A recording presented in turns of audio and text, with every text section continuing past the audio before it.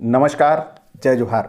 साथियों, जागो पंच में आप सभी का हार्दिक स्वागत, अभिनंदन। साथियों, आप सभी को मालूम है कि जागो पंच इस समय आपको आर्यों का नैतिक पोल प्रकाश पुस्तक से बहुत ही बेहतरीन बातें पेरियार ललई सिंह यादव द्वारा लिखित सुना रहा है। इसी संदर्भ में आज भी मैं बहुत ही बेहतरीन वीडियो जो इस पुस्तक का अंश है वो सुनाने जा रहा हूं। आप सुनेंगे तो आप भी हतप्रभ होंगे कि वास्तव में पेरियार ललई सिंह यादव जी ने ये क्या लिख दिया। साथियों, आपने महिषासुर का नाम तो सुना होगा और साथ में ही महिषासुर को राक्षस असुर बताया गया है। और साथियों, इस साथ साथ में ये भी दिखाया गया है कि 8 हाथ वाली एक दुर्गा देवी जिसे कहा जाता है हमारे समाज में, वो उन्हें मारती हैं, उनकी हत्या करती हैं। साथियों, क्या पूरे समाज में हत्या करने के लिए पुरुष देवताओं की क्या हमारे समाज में कमी है? लेकिन इस पर अगर हम सवाल उठाते हैं या ज़्यादा बात करते हैं तो लोगों की भावनाएं भी आहत होती हैं। तो लोगों की भावनाएं आहत ना हो, लोगों की भावनाओं का ख्याल रखते हुए मैं अपनी तरफ से ऐसा कुछ नहीं कह रहा हूं। मैं उन पुस्तक के उन अंशों को आप तक पहुंचाने का काम कर रहा हूं जो आप सुनकर दंग रह जाएंगे। साथियों, पुस्तक का नाम आप सभी को पता ही चल गया होगा। साथियों, पेरियार साहब ने लिखा है कि दक्षिण भारत के असुर राजा रंभ की स्त्री भैंस थी। भैंस गर्भवती हुई, रंभ मर गया। उसके साथ भैंस सती होने चली। गर्भ के पुत्र ने सोचा कि माता श्री मुझे भी जला डालेंगी।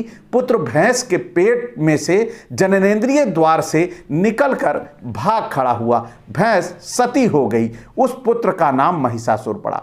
इस प्रकार का सफेद झूठ और गंदा साहित्य लिखकर आदि निवासियों को ही केवल बेइज्जत नहीं किया गया, बल्कि सभ्य संसार के सामने रही सही भारतीय इज्जत गर्द बर्द करके अपने पैरों में जानबूझकर कुल्हाड़ी मारकर अपनी आर्य लेखन कला की अबुद्धिमता का अभूतपूर्व परिचय दिया है। साथियों, ये कलम कसाई जो हैं, इन्होंने कहीं भी ऐसा नहीं छोड़ा कि इन आदिवासियों को उनको सम्मान देने का काम किया हो। इन्हें आदिवासियों से कितनी दिक्कत थी।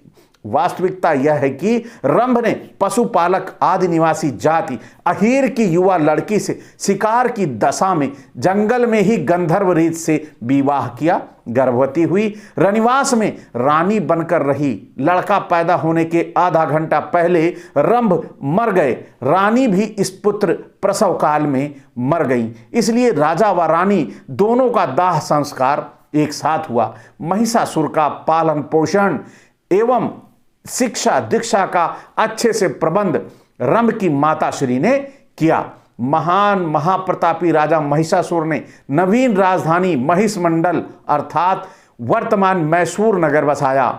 महिषमंडल प्रदेश पर योग्यता पूर्वक शासन किया। इसने एक बार इंद्र को इंद्रपुरी से खदेड़ दिया, यानी कि जो इंद्र स्वर्ग में बैठा हुआ था, यही महिषासुर स्वर्ग पे पहुंचते हैं और वहां से इंद्रपुरी से भी खदेड़ देते हैं। तो इनकी जो आर्यों ने दुर्गा नामक आर्य कन्या ने छल पूर्वक हत्या कर दी। इस प्रसंग का वर्णन इसी पुस्तक के शुरुआती पृष्ठों में है, यानी जो आर्यों का नैतिक पोल प्रकाश है इसी पुस्तक के आगे दिया हुआ है। आदि निवासियों में विधवा विवाह होता था, इसलिए महिषासुर की माता श्री को अपने प्रति रंभ के साथ सती होने की आवश्यकता ना थी। आर्यों ने अपनी कुप्रथा सती प्रथा को आदि निवासियों पर जबरन सिद्ध करने के लिए यह कथा झूठी गढ़ी है। साथियों, आप सबने बड़े ध्यान से यह कहानी सुनी। आपने सुना कि कैसे एक जिसे बोलते हैं आदि निवासी राजा था।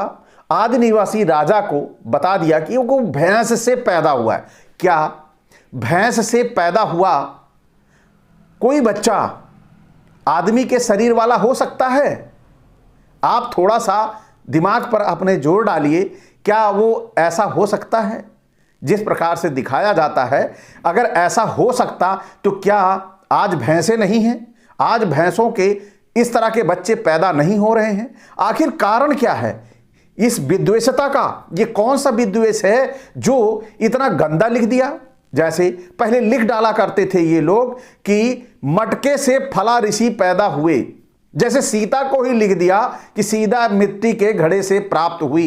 तो आखिर इनकी क्या ऐसी दुश्मनी है जो इन्होंने ऐसे अच्छे अच्छे पात्रों को, जैसे सीता थी वो लक्ष्मी का अवतार थी, वो घड़े में मिली, बताइए, हल जोतते हुए। ये कोई बात होती है? ये कोई समझ की बात है? क्या कभी ऐसा संभव हो सकता है कि भैंस के पेट से मानव का बच्चा निकल आए? ये कभी हुआ है? तो ये लोग अपनी कल्पना जो बाहर, जिसे मैं जानता हूं हॉलीवुड की जो फिल्में हैं, हॉलीवुड की फिल्मों को इन्होंने फेल कर दिया है अपने ग्रंथों में।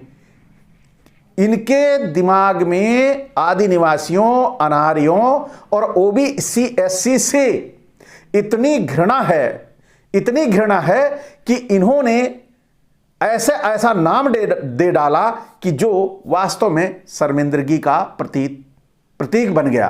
तो साथियों, ये चीजें जितनी भी हैं हमें सोचनी है, समझनी है। तो यहां जो पेरियार के महिषासुर हैं और ग्रंथों के जो महिषासुर हैं, दोनों में आपको बहुत अंतर दिखाई दिया होगा, क्योंकि पेरियार के महिषासुर एक मानव हैं और वो मानव किस तरह पैदा हुए हैं ये आप पीछे जाके देख लीजिएगा, क्योंकि कहानी दोबारा सुनाना उचित नहीं है। तो साथियों, आप सभी जागो पंच के साथ बने रहें। जागो पंच नित्य आपको ऐसे ही आश्चर्यजनक कहानियां, मिथक और जो हमारे समाज में व्याप्त कुरीतियां, परंपराएं हैं, उनके बारे में आपको बताता रहेगा। तो साथियों, निर्णय आपको करना है कि, और जो साथी ऐसे हैं जो आज भी, मैं जानता हूं कि जितने मेरे वीडियो मेरे समाज के लोग नहीं देखते, उससे ज्यादा मेरे वीडियो मनवादी देखते हैं।